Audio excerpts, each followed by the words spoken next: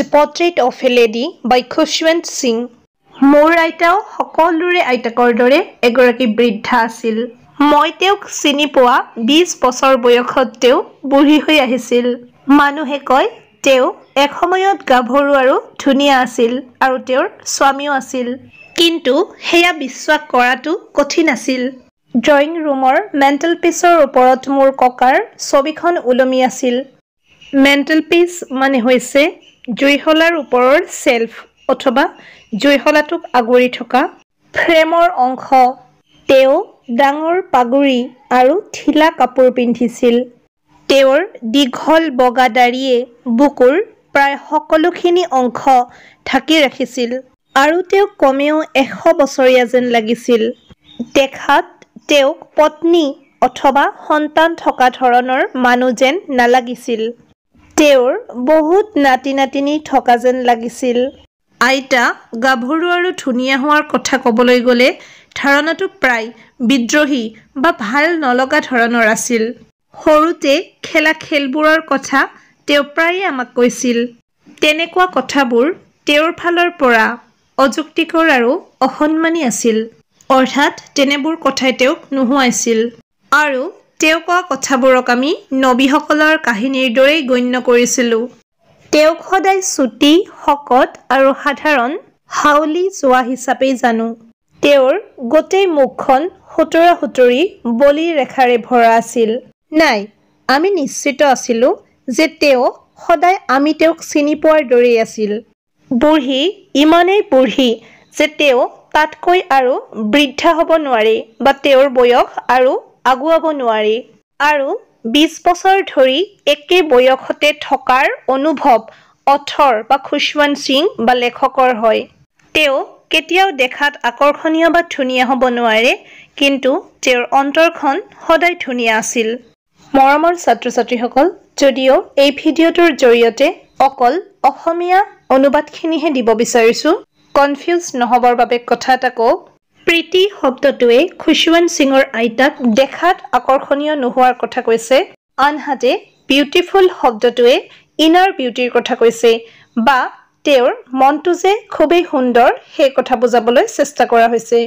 তেওঁ নিৰ্মল সাজযোৰ পিন্ধি ঘৰটোৰ চাৰিওফালে লৰি ফুৰিছিল আৰু এখন হাত কঁকালত থৈ তেওঁৰ কোচটোৰ ভাৰসাম্য ৰক্ষা কৰিছিল আৰু আনখন হাতেৰে জপমালাৰ গুটি বা মণিবোৰ গণিছিল। তেওঁৰ পকা চুলিবোৰ হেতা আৰু সুতুৰা মুখখনৰ ওপৰত অশৃংখলভাৱে সিঁচৰিত হৈ আছিল আৰু তেওঁৰ ওঁঠ দুটা অশ্ৰৱণীয় প্ৰাৰ্থনাত অহৰহ লৰচৰ কৰি আছিল। হয়, তেওঁ ধুনীয়া আছিল। তেওঁ আছিল পাহাৰৰ শীতকালীন প্ৰাকৃতিক দৃশ্যৰ দৰে শান্তি আৰু সন্তুষ্টিৰ উশাহ লোৱা বিশুদ্ধ বগা নিশ্চিন্ততাৰ বিস্তৃতি। মোৰ আইতা আৰু মই ভাল বন্ধু আছিলোঁ। মোৰ মা-দেউতাই যেতিয়া চহৰত থাকিবলৈ লয় তেতিয়া মোক তেওঁৰ লগত এৰি গৈছিল, অৰ্থাৎ আইতাকৰ লগত এৰি গৈছিল। আৰু আমি অনবৰত একেলগতে আছিলোঁ। তেওঁ মোক ৰাতিপুৱা জগাই স্কুললৈ সাজু কৰি দিছিল। গা ধুৱাই মোক সাজ-পোছাক পিন্ধাই দি থাকোঁতে তেওঁ ৰাতিপুৱাৰ প্ৰাৰ্থনাবোৰ একঘেয়ামী গান-গীতৰ মাজেৰে এই আশাত গাই গৈছিল যে মই শুনিম আৰু মুখস্থ কৰি জানি বুজি ল'ম। মই তেওঁৰ মাতটো ভাল পোৱাৰ বাবে শুনিছিলোঁ যদিও কেতিয়াও শিকিবলৈ কষ্ট কৰা নাছিলোঁ। তাৰ পাছত তেওঁ ইতিমধ্যে হালধীয়া চকেৰে ৰং কৰা মোৰ কাঠৰ স্লেটখন, মাটিৰ চিয়াহীৰ সৰু পাত্ৰ এটা আৰু ৰঙা কলম এটা আনি সকলোবোৰ বান্দিলত বান্ধি মোৰ হাতত তুলি দিছিল। ডাঠ বাঁহী ৰুটিত অলপ মাখন আৰু চেনি মিহলাই ৰাতিপুৱাৰ আহাৰ গ্ৰহণ কৰি আমি স্কুললৈ গৈছিলোঁ। তেওঁ গাঁৱৰ কুকুৰবোৰৰ বাবে কেইবাখনো বাঁহী ৰুটি লগত লৈ গৈছিল। বিদ্যালয়খন মন্দিৰৰ লগত লাগি থকাৰ বাবে আইতাই মোৰ লগত সদায় বিদ্যালয়লৈ গৈছিল। পুৰোহিতে আমাক বৰ্ণমালা আৰু পুৱাৰ প্ৰাৰ্থনা শিকাইছিল। বাৰাণ্ডাৰ দুয়োকাষে ল'ৰা-ছোৱালীবোৰে শাৰী পাতি বহি কোৰাছত বৰ্ণমালা বা প্ৰাৰ্থনা গাই থকাৰ সময়ত আইতাই ভিতৰত বহি শাস্ত্ৰ পঢ়ি আছিল। দুয়োজনৰে শেষ হোৱাৰ পিছত আমি একেলগে খোজ কাঢ়ি উভতি আহিছিলোঁ। এই সময়ত গাঁৱৰ কুকুৰবোৰে আমাক মন্দিৰৰ দুৱাৰ মুখতে লগ কৰিছিল। আমি সিহঁতৰ ওচৰলৈ দলিয়াই দিয়া ৰুটিবোৰৰ বাবে সিহঁতে ভুকিছিল আৰু এটাই আনটোৰ লগত যুঁজি আমাৰ পিছে পিছে গৈ আমাৰ ঘৰ পাইছিল। মা-দেউতা যেতিয়া চহৰত আৰামত থিতাপি লৈছিল তেতিয়া আমাক মাতি পঠিয়াই। সেইটো আছিল আমাৰ বন্ধুত্বৰ এটা টাৰ্ণিং পইণ্ট। যদিও আমি একেটা কোঠাতে আছিলোঁ, আইতা আৰু মোৰ লগত স্কুললৈ নোযোৱা হৈছিল। মই এখন মটৰ বাছত উঠি ইংৰাজী স্কুল এখনলৈ গৈছিলোঁ। ৰাস্তাত কুকুৰ নাছিল আৰু তেওঁ আমাৰ চহৰৰ ঘৰৰ চোতালত ঘৰচিৰিকা চৰাইবোৰক আধাৰ খুৱাইছিল। বছৰবোৰ পাৰ হৈ যোৱাৰ লগে লগে আমি ইজনে সিজনক কমকৈ দেখিছিলোঁ। কিছুদিন তেওঁ মোক জগাই দিছিল আৰু স্কুললৈ সাজু কৰিছিল। মই উভতি আহিলে তেওঁ ছাৰে মোক কি শিকাইছে সুধিছিল। মই তেওঁক ইংৰাজী শব্দ আৰু পশ্চিমীয়া বিজ্ঞান আৰু শিক্ষণৰ সৰু সৰু কথা, মাধ্যাকৰ্ষণৰ নিয়ম, আৰ্কিমিডিছৰ নীতি, পৃথিৱীখন ঘূৰণীয়া হোৱা ইত্যাদিৰ বিষয়ে কৈছিলোঁ। এই কথাই তেওঁক দুখী কৰি তুলিছিল। মোৰ পাঠবোৰ শিকাত তেওঁ মোক সহায় কৰিব নোৱাৰিছিল। ইংৰাজী স্কুলত তেওঁলোকে পঢ়োৱা কথাবোৰত তেওঁ বিশ্বাস কৰা নাছিল আৰু ঈশ্বৰ আৰু শাস্ত্ৰৰ বিষয়ে কোনো পাঠদান নকৰে বুলি তেওঁ দুখী হৈছিল। এদিন ক'লো যে আমাক সংগীতৰ ওপৰত পাঠদান কৰা হৈছে। তেওঁ বৰ বিচলিত হৈ পৰিল। তেওঁৰ মতে সংগীতে অশ্লীল সংগতি ৰাখে। তেওঁৰ মতে সংগীত হৈছে বেশ্যা আৰু ভিক্ষাৰীসকলৰ একচেটিয়া অধিকাৰ আৰু এয়া ভদ্ৰলোকৰ বাবে নহয়। তেওঁ একো কোৱা নাছিল। তেওঁৰ মৌনতাই অসন্মতিৰ বাহিৰে একো কোৱা নাছিল। তাৰ পিছত তেওঁ মোৰ লগত খুবেই কম কথা পাতিছিল। যেতিয়া মই ইউনিভাৰ্চিটিলৈ যাওঁ, মোক নিজাকৈ এটা কোঠা দিয়া হৈছিল। বন্ধুত্বৰ সাধাৰণ সংযোগটোও ছিন্ন ভিন্ন হৈ পৰে।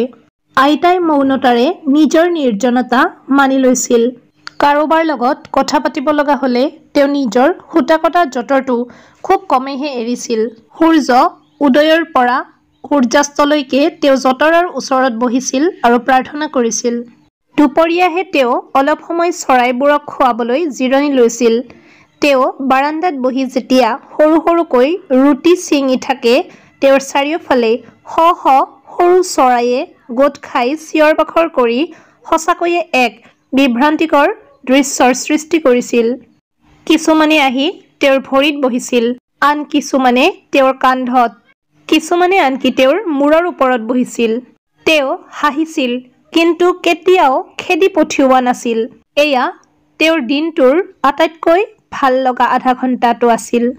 অধিক পঢ়া-শুনাৰ বাবে বহিঃৰাজ্যলৈ যোৱাৰ সিদ্ধান্ত লওঁতে আইতা বিচলিত হ'ব বুলি নিশ্চিত হৈছিলোঁ। মই ৫ বছৰ আঁতৰত থাকিম আৰু তেওঁৰ বয়স চাই এজনে কেতিয়াও নিশ্চিত হ'ব নোৱাৰে। কিন্তু মোৰ আইতাই পাৰিলে।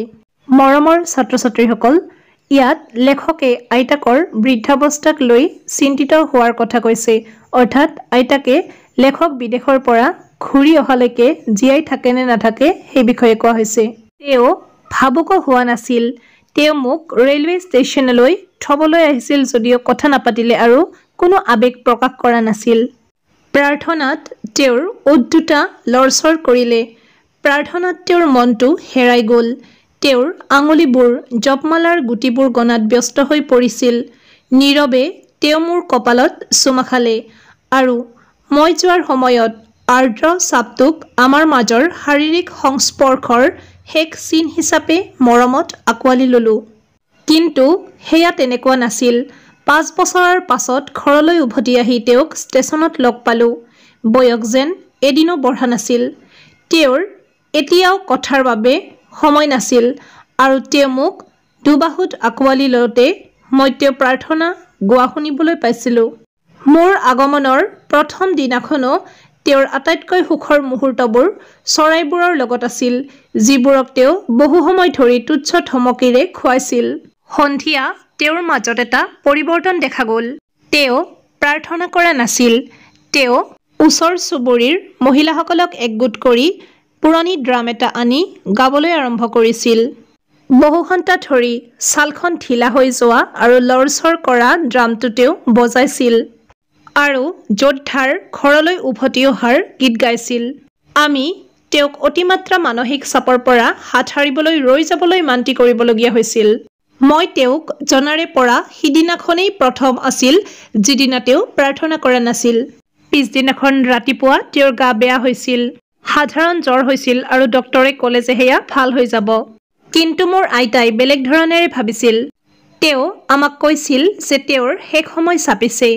তেওঁ ক'লে যে যিহেতু তেওঁৰ জীৱনৰ শেষৰ অধ্যায়টো শেষ হোৱাৰ মাত্ৰ কেইঘণ্টামান আগতে তেওঁ প্ৰাৰ্থনা বাদ দিছিল, গতিকে তেওঁ আমাৰ লগত কথা পাতি আৰু সময় নষ্ট নকৰে। আমি প্ৰতিবাদ কৰিলোঁ, কিন্তু তেওঁ আমাৰ প্ৰতিবাদক আওকাণ কৰিলে। তেওঁ শান্তিৰে বিচনাত পৰি প্ৰাৰ্থনা কৰি তেওঁৰ মণি অথবা গুটিবোৰ গণিব ধৰিলে। আমি সন্দেহ কৰাৰ আগতেই তেওঁৰ ওঠ দুটা লৰচৰ কৰা বন্ধ হৈ গ'ল আৰু তেওঁৰ নিৰ্জীৱ আঙুলিৰ পৰা জপমালাডাল সৰি পৰিল। তেওঁৰ মুখত এটা শান্তিৰ ৰং বিয়পি পৰিল আৰু আমি গম পালোঁ যে তেওঁৰ মৃত্যু হৈছে। আমি তেওঁক বিচনাৰ পৰা তুলি প্ৰথা অনুসৰি মাটিত শুৱাই দিলোঁ আৰু ৰঙা কফনেৰে ঢাকি দিলোঁ। কেইঘণ্টামান শোকৰ অন্তত আমি তেওঁক অকলে অন্ত্যেষ্টিক্ৰিয়াৰ ব্যৱস্থা কৰিবলৈ ৰাখিলোঁ। সন্ধিয়া আমি তেওঁক দাহ কৰিবলৈ লৈ যাবলৈ কেঁচা ঠাঙি এখন লৈ তেওঁৰ কোঠালৈ গ'লোঁ। সূৰ্যাস্ত হৈছিল আৰু তেওঁৰ কোঠা আৰু বাৰান্দাখন সোণালী পোহৰৰ পোহৰেৰে উজ্বলি উঠিছিল। আমি চোতালখনত আধা বাটত ৰৈ দিলোঁ।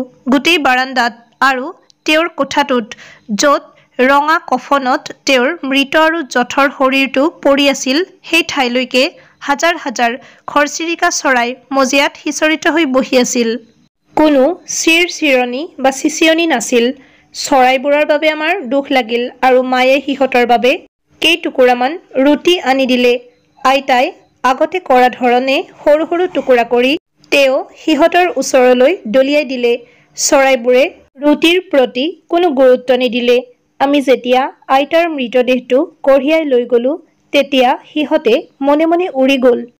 পিছদিনাখন ৰাতিপুৱা চুইপাৰে ৰুটিৰ টুকুৰাবোৰ ডাষ্টবিনত ঝাৰু মাৰি পেলাই দিলে। মৰমৰ ছাত্ৰ-ছাত্ৰীসকল, ভিডিঅ'টিত ইমানখিনি আছিল। যদি শেষলৈকে চাইছা, নিশ্চয় উপকৃত হৈছা। চেনেলটো ছাবস্ক্ৰাইব কৰিবা বুলি আশা ৰাখিলোঁ। ধন্যবাদ।